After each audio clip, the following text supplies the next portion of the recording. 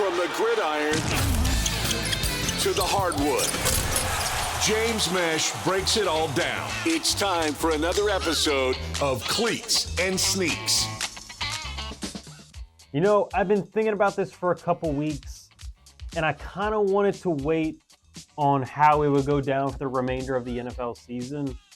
But the way the injuries have been piling up is very concerning. And I could get into it for not only the whole league, but I really want to more specifically just look at what's going on the offensive side of the football. Because every time I've watched them in the last couple of weeks now, it just feels like it's escalated. And really I'm looking at it from more of a fantasy perspective because a lot of these guys I actually have in at least one or multiple of my fantasy leagues. So not only that, but just the fact that the way the NFL is moving nowadays and the way the marketability is, it really sucks that so many of these named guys have gone down and are either going to miss some time or going to miss the remainder of the year. And I think you understand where I'm coming with that because let's just look at a couple of the guys that are either going to miss the next few weeks and miss a long period of time or are going to be out for the year or even have been missing a majority so far this year. We're heading into week 8, and here's some of the main guys that are going to miss quite a bit of time.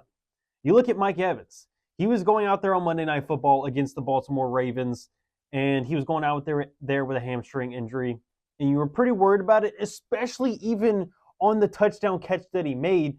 You were still worried if he gets into a sketchy type of situation, he very easily could further injure that hamstring, and he did just that a couple of drives later after scoring the touchdown, and we get reports that he's not going to be back till at least week 11. So he's going to miss the next month or so. Then you look at Chris Godwin the same game, and I can understand it from both points. Because here's the thing. The main talking point is, why are you having your stars go out there when you're losing? And you're losing by multiple scores, and it's super late in the ball game. And I agree with that. I do understand where the Bucs are coming from because remember, earlier in the quarter, they were down by 3 scores, but they're able to put up 2 quick touchdowns also by getting an onside kick, and all of a sudden, they're only down 10 points. The problem is, at this point in the game, they're already too far into it. So it's like if we're taking out Chris Godwin, well, now we really can't win. So all this scoring late in the ball game to try and come back would be all for nothing. But really, you look at what's going on, you had less than a minute left. You had under 50 seconds to play, and you're putting Chris Godwin, who kind of was already hobbling a little bit earlier on the game, completely, you see his foot turn the wrong way, and his season's done. I mean, they haven't officially named it yet, but he can't come back for the rest of the year. He just can't. I look at other guys like Zay Flowers. He got injured early on, and he became basically a non-factor in a sense. Rashad Bateman, Mark Andrews, and Justice Hill and those guys were able to be beneficiaries in the pass game since Zay wasn't out there. And even when he was, he almost was a decoy at that point. But then I look at some other guys, like what had happened this week, and it was awful to watch some of these replays of the guys actually getting injured kind of in that real time in sort of a sense. And guys like Brandon Ayuk, he tore his ACL and his MCL.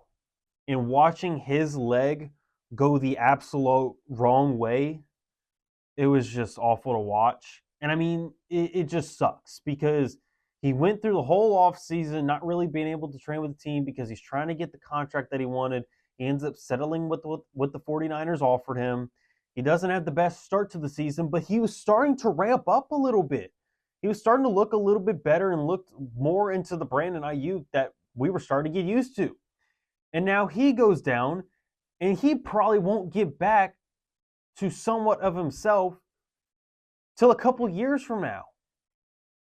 He's not going to be back for this year. If he comes back next year, he's going to look awful, and we're going to think, is he washed? But really, it's just the fact that he isn't fully recovered from the injury that he just sustained. So he probably won't be the Brandon Ayuk of what we expected until at least 2026. And that's just to say, and being ultra optimistic, because he may never be the same again. And a lot of these are lower body injuries. Like, kind of take notice of what's going on with the injuries. You also mentioned Jawan Jennings, and he's also a guy that wasn't 100%, and we're not totally sure if he's going to be out there next week for the 49ers anyway. And then you're also not quite sure with Deebo Samuel because he had pneumonia. He had a couple things going on with him. He had to be released from the hospital today. He was able to get out of that, so that was a good sign. But he may not be back for a couple weeks either. So San Francisco, who's not in the best case right now, they may be without their top 3 receivers. And that's not to mention, and I was going to wait till later, but to correlate, Christian McCaffrey has not played a single down for the 49ers this season. And then we further got confirmation from reports that Kyle Shanahan would be shocked if McCaffrey played before the bye. So we may not see CMC until the earliest being week 9 after the bye. Or week 10. Like, we won't see him for a couple of weeks. That's huge. That's huge. And notice, these are all offensive players and guys that are pretty big in fantasy football. I mean, just think about that. I haven't even gotten to the quarterbacks just yet. I haven't gotten to the tight ends. I haven't gotten to anybody on the offensive line, defensive line, or anybody that plays defense in general. Like, I'm kind of just skipping out on that and really focusing on the guys that a lot of people worry about because they're in fantasy football as well. And it just really sucks. And I'd hate to kind of correlate to that, but those are big talking points. And those are key pieces for the marketability of the NFL for the Shield. So this has been really awful. And I really hope the NFL can kind of take notice of this. And this can be a further talking point in another video and maybe in the off season. But when I'm watching the NFL and I'm seeing the players nowadays, just kind of take note of what's going on with the lower body of guys compared to what the upper body looks like. I just take a mental note of that. But getting into some of the other injuries, you also saw Rashid Shaheed. He went down. He actually had to have the meniscus surgery. He's going to be out for the year. So that's another one. That's another big blow because he really started to pop off this year. And I thought he was going to be able to take that next step forward and really make a name for himself because he, like, some people know him. A lot of us here in the local area, of course, know him because he plays for the New Orleans Saints. But he's really taken that next step forward. He really became more than just a gadget guy or a deep threat. He was really doing it all and was really becoming a well-rounded wide receiver. It just sucks that he had to go down so early. But then you saw Deshaun Watson. He goes down. He got a ruptured Achilles, so he's going to be out for the year. And at this point, with the way he's played, it's not been good. And I really think the Cleveland Browns, because of this injury, they're going to try to find a way, some sort of loophole somehow, to not have to eat up and have to worry about the rest of that contract because it was an awful contract and it's really bad nowadays as you go further into it and kind of play things out. But that sucks. I don't think I really wonder, was that the last downs that we will see Deshaun Watson as a certified starter?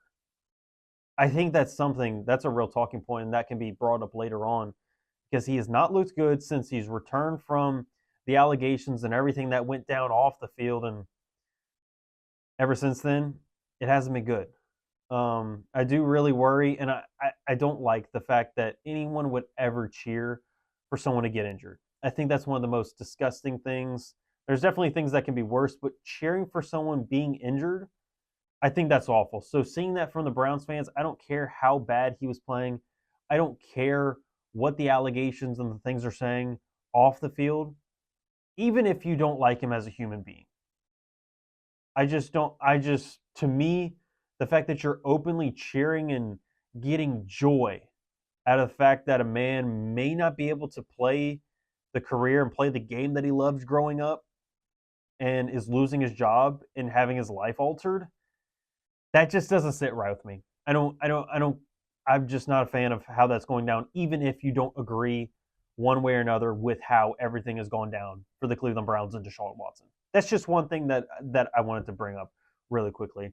Will Levis, he may be back this week, but he hasn't been good, and then he's been injured for quite a while now. Brandon Cooks, he's on IR. You also look at the big thing that's been going on with Cooper Kupp and Puka Nacua. Puka hasn't played since week 1, since the second quarter, and It's basically been the same thing for Cooper Kupp as well. But the big thing is Cooper might be back soon in the next couple of weeks, and they just opened the practice window, that 21-day window for Puka. So the Rams, even though they have not been good, they're still kind of close in the NFC West.